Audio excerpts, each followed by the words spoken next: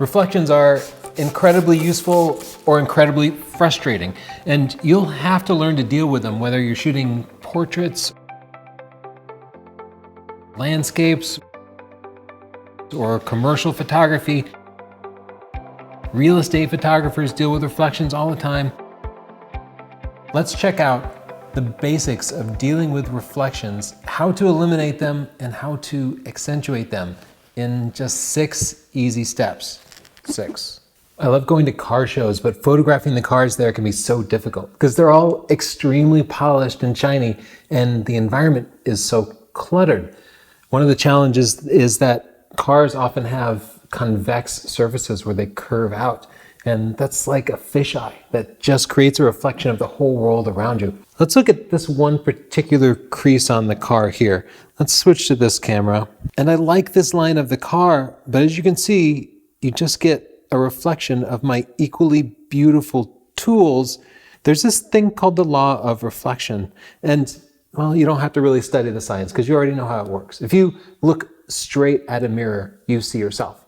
But if you look up at a mirror at an angle, you'll see the ceiling. By adjusting the angle of my camera up or down, left or right, I can control what appears in the background. That's the number one easiest way to control the reflection. Number 2 is by using focus and depth of field.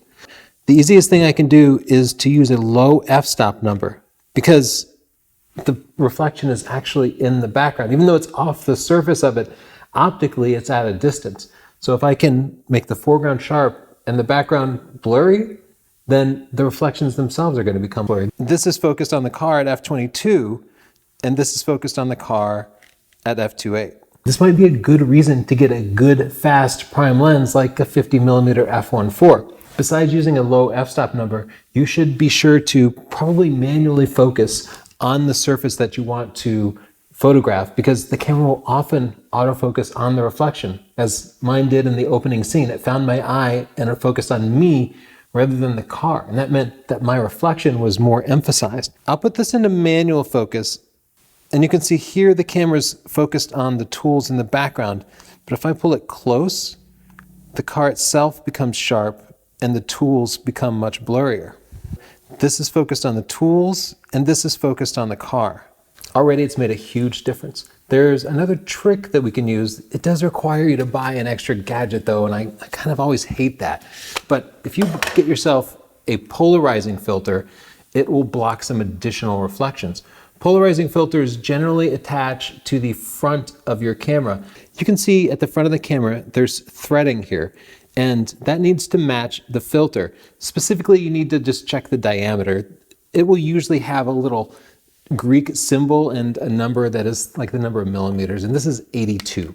So I have a matching polarizing filter. Polarizing filters are unlike other filters in that they rotate.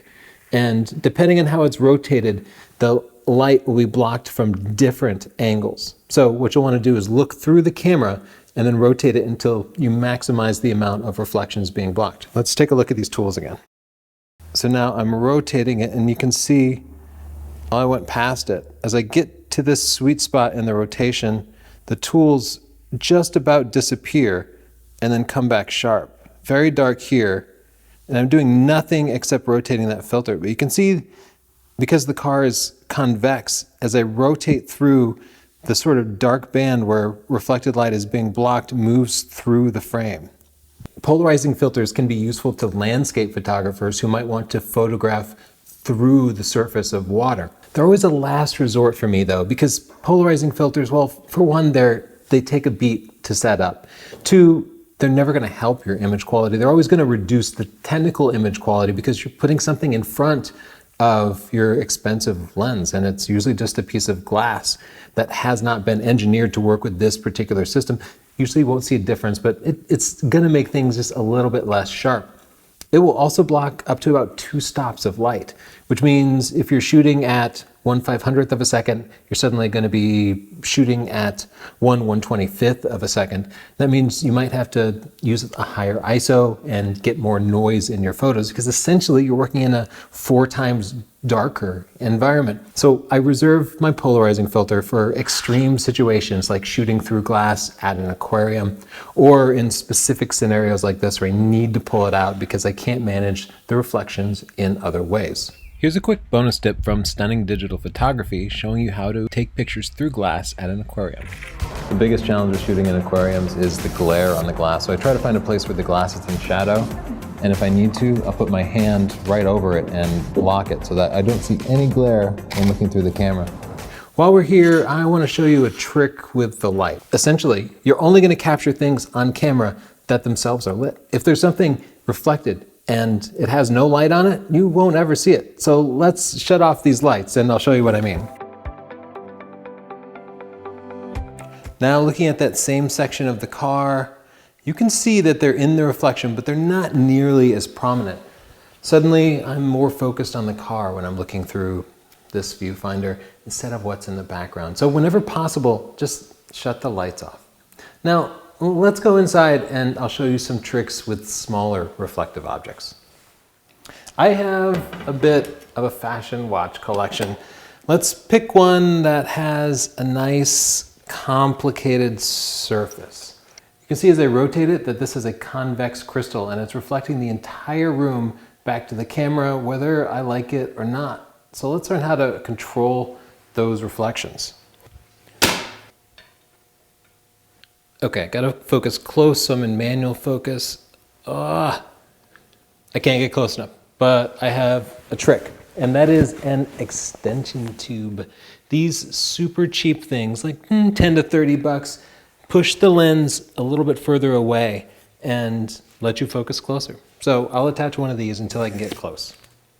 Nice, I just needed the smallest extension tube. Always start with the smallest extension tube, see if you can focus, and then add more as you need to get closer.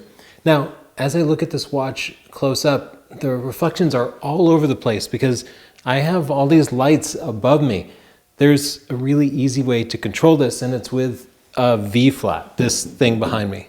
I'm going to use these to create kind of a dark house, a shell that blocks all outside reflections. I like these V-flat World V-flats, they sent them to us, because I can either make them black or white, depending on the lighting scenario that I need. And they reverse to fold either way, but they are really big. I made a little fortress for myself here. With the two V-flats up, you can see there are far fewer reflections, but there's still some coming in, so let's make a roof. Try to be 2 people when doing this. It's blocked almost all of the reflections now. And yeah, it's really dark. So that's lesson number 4. I forget where I am. Try to block any ugly reflections so that you can better control the environment. That's if you can't just turn the lights off. But now it's time to actually reintroduce some of those reflections. I'm going to add my own reflections, and you could do this with expensive studio lights, or you could just use a cheap card from a craft store and the flashlight on your phone. Come on. You can see in this dark environment, the smartphone is enough to completely illuminate it. And just by moving the light around, I can get dramatically different effects just from a small, simple point of light. But I can also bounce that light off of this big card. So watch how nice the effect is when I do that.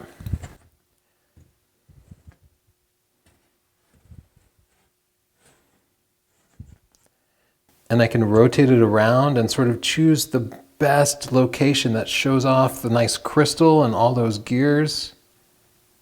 Ooh, that's nice. It gives it a nice glow. While I'm playing with this card, I want to show you a trick. Have you noticed how often product photography has a nice white line across it to show the reflectiveness of a surface? I'm going to show you how to do that, but I need something with a flat surface because that convex surface of that watch isn't working. So let me put my smartwatch in here.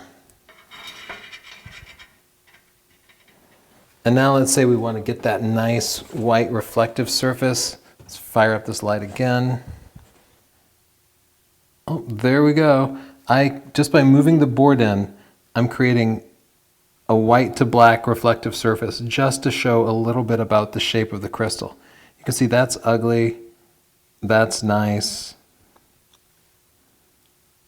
Poster board, a powerful tool, but what if you can't make a tiny dark fortress for yourself? What if you're in an industrial kitchen and the chef has spoons and they're reflecting back all of your camera gear that you don't want in the frame?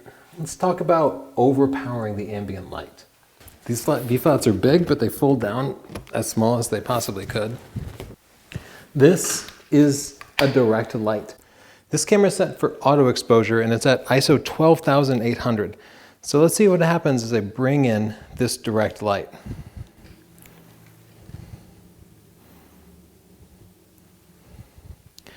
Now we're at ISO 125. That means that all the ambient lights are now 6 or 7 stops underexposed and thus don't really appear in the picture. The big challenge with using any kind of direct light source is that the reflections you get are going to look exactly like the light source. So if you have a hexagonal light source, the reflections are going to be hexagonal. If you use LEDs like this, you'll be able to see the individual LED bulbs, which, you know, might be right for some purposes, but it might be wrong for other purposes.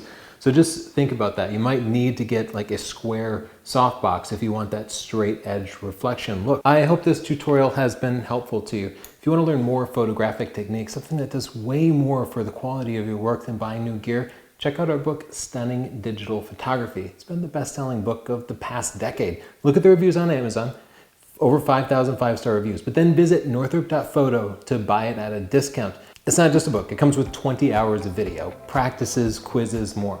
We also have books on all the post-processing, the Lightroom, the Photoshop stuff, and a video training series called The Art and Science of Photography, which goes really deep, deeper than we can go on YouTube, and I think you'll enjoy it. Everything comes with a money-back guarantee, so no risk. Also, subscribe. That's totally free. Give me a like. Bye.